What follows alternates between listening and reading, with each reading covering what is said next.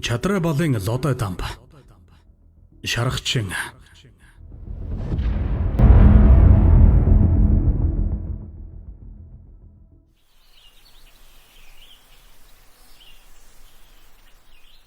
Хаврын хурцнаар нилээд дээр мандаад ойр орчмыг хөхөмдөг манан бүрхэж өргөн талд байгаа юмс бүхэн цөм зэрэглэнт нь жирвэлзэж байлаа. Цайдам хөндийн зүүн заханд болсон хэсэг дэрс рүү ихээс гараад хэдхэн хонсон цавир цагаан янзаг дагуулсан шаргачин орж ирлээ. Янзаг нь тонгочин тоглож орчин тойронд өөрөөс нь өөр юмгүй мэт бүхнийг мартан явхад нь их нь тал бүр тийш сэрвэлзэн өчүүхэн чимээгч сэрэмжлэн чагнаж нүдэнд нь торсон бүхнийг юу вэ яах гэж байна гэсэн бололтой наривчлан ажиглаж явлаа. Уурган дуусаагүй уяг сүүндээ гэдсэн цадаснаас ч юм уу нялхбийн тоглоомондоо ядарснаас ч юм уу аль 100 жилээр үргэлжилсэн хатуу амьдралын сургаал ч юм уу бүүмэд юуч гэсэн дэрсэнд орсны дараа удалгүй янзг нь нуугдан унтав. Ер нь шаргачин өдрийн цагт нялх янзгаан бут буюу дэрсэнд хяруулж нуугаад өөрөө шинхэн ургасан ногоо чимхлэн иддэг. Энэ үед нь ямар нэгэн аюул ирвэл хурдан хөлийн хүчээр дагуулan зугтаж төөрүүлээд эргэж ирж унтаж хоцорсон үрдэн аюулыг зайлуулсан баяр дуулзалтаар цэцгэлсэн амьдралаар амтлагдсан сүүгэн өгдөг. Янзгаа нуусны дараа шаргачин зүг бүрлүү гоо чихээ соотгонуулан дээр үсрэн тоглодог. Энэ үед нь түүнийг бүжигчин хүн харвал уран хөдөлгөөний хуримтлал болсон гоёмсог хөдлөлийг тусган авах нь дамжиггүй билээ. Нөгөө шаргачин цовхрон харин дэгдэж хэсэг тоглоод хурц үнэр нь хамрлуу цоргин соёолж байгаа нялх тааныг амтархан идэв. Гэтэл шаргачны хажуугаар гарсан замаар жолоочоос гадна 3 зугаалагч суусан машин тоос манруулан давхиж ирлээ.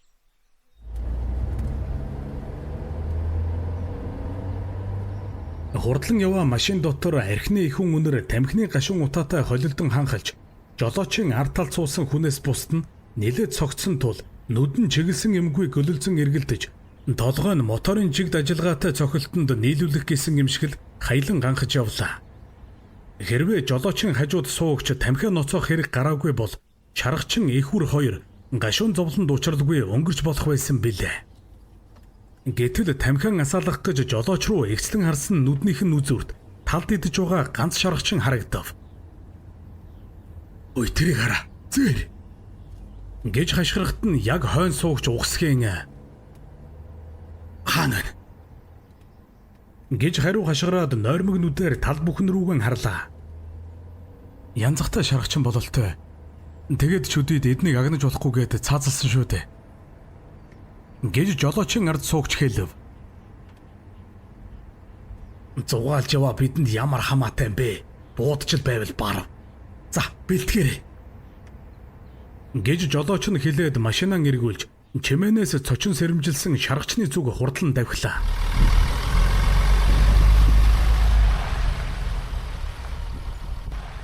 "Бид нар хууль зөрчиж болохгүй шүү дээ. Хуулийг биелүүлэхийн тулд гаргадаг шүү дээ. Хуулийг харин биелүүлэхгүй бол хариуцлага байдаг шүү дээ." гэж жолоочийн ард суугч хэлсэнд "За нэг сүрхий хууль хамгаалагч гараад ирэх болол та." гэж жолоочийн хажууд суугч хэлээд их хөвгөлтөй инээснээ "За хөгөөд өг" гэж хэлв.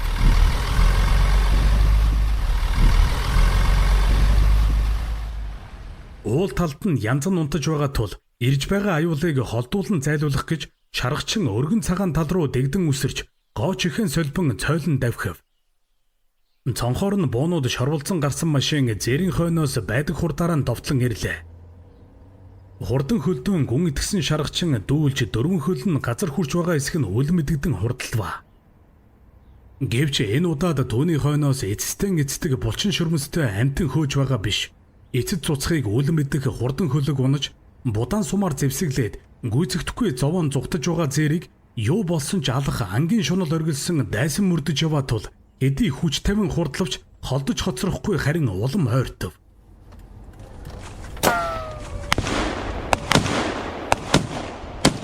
Буундуу зогсолтгүй шахам нижигнэж машины дохой чимээ дугарч шаргачны үсрэн цойлох нь ховордон цэлмэгнүүд нь бүлтгэн манантаж босоо чихэн алгуур хойшоо бууж байлаа.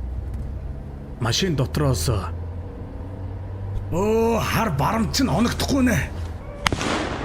Ямар их донсолт юм бэ? Толгой хаглаа. Альвэ сум аваад ил. Наадхныхаа өмнөр нь барьж байгаад мулталж ирэх. Энэ мө мондоос болж гараа шалбалж ориглоо. Чамайгтай.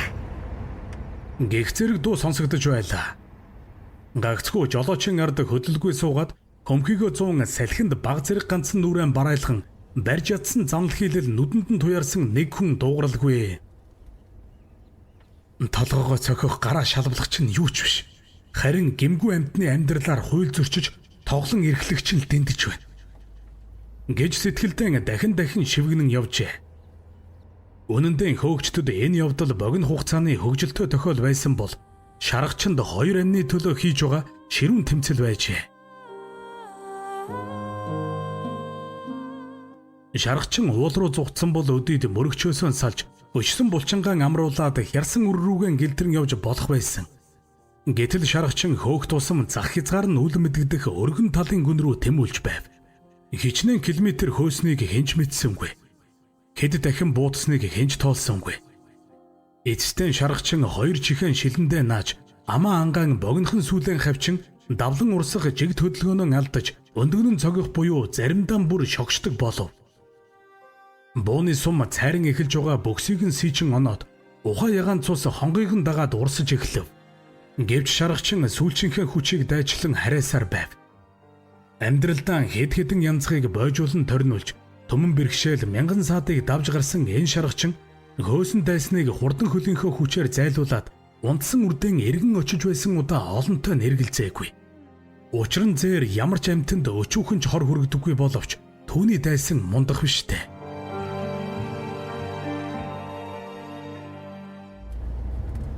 Сум байна уу? Гэж хашгирах дуу машин дотроос хэд дахин сонсогдсноо хэсэг чимээгүй болоод цонхоор арзан гарсан буунуудаа татаж аваад хөл рүүгэн хайцгаав. За одоо яадаг вүлээ? Гэж нөгөө жолоочийн дэргэд суугч хоосон буугаан хажуу тийшээ хаях зуран хэлв. Мо зойлхийг дайрж л орхий. Гэж жолооч хэлээд хурдаа нэмлээ.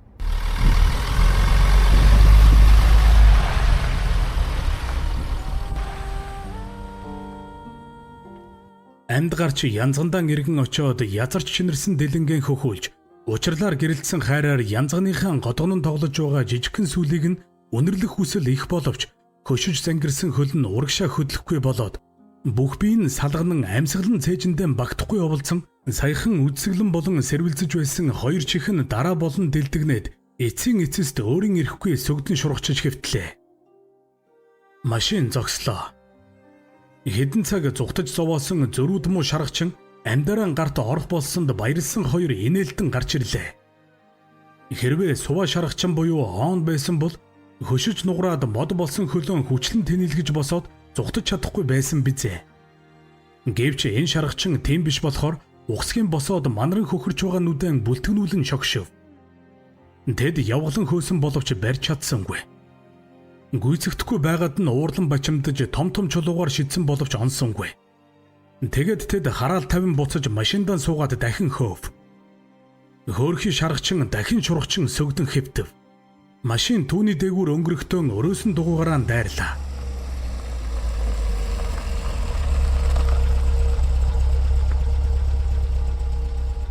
Машин эргэж зогсоход түүнээс анчид гүйцэгддэггүй шаргачныг босгох чадалгүй болгосондоо баярлан инээлдэж гарч ирлээ.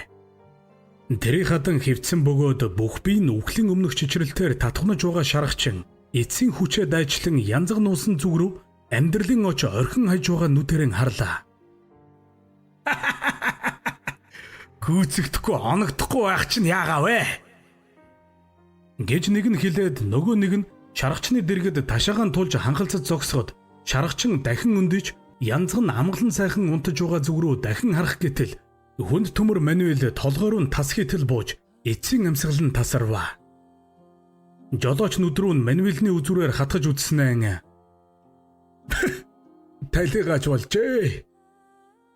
Гэд өврөөсөө хям гаргаж зулгаан идлээ. Шаргачны чинэрсэн дэлэнгийн 2 хөх нь зүгтхын өмнө сэрвэлзэн соотгонож байсан 2 чихэн босож сэрийгээд түүнээс шахагдан гарч байгаа цагаан шаргал сүүн элсэрхэг хөрсөнд шингэн орж борлуулан байлаа. Жолоочийн дэргэд суугч хөдөлгүй хэвтэж байгаа шаргачныг өшгөлөн хөрвүүлснээр За явцгаая. Туранхай хөхүүл шаргачнаар юу ч хийх юм бэлээ. Таргансан бол оноо заяаг нь чанаж өөх өмхөх юмсан. Чамд юм үлдсэн үү? Гэхдээ нөгөөх нь хагас шил юм үлдсэ гэж хэлснэн ягаан цус шүрч байгаа шаргачин руу ажиглан харснаа мөн дог буудаж шүүгээд бардам гэгч нь нэмсэглэв. Тэгээд тэд машиндаа сууж явахдаа жолоочийн хажууд суугч ярих сантай боллоо та гэж хэлэхэд хууль зөрчсөн та нартай ярих юм надад бүр ч ихвээ гэж жолоочийн ард талд суугч боджээ. Машин тоос татуулан хурдалж далд орлоо.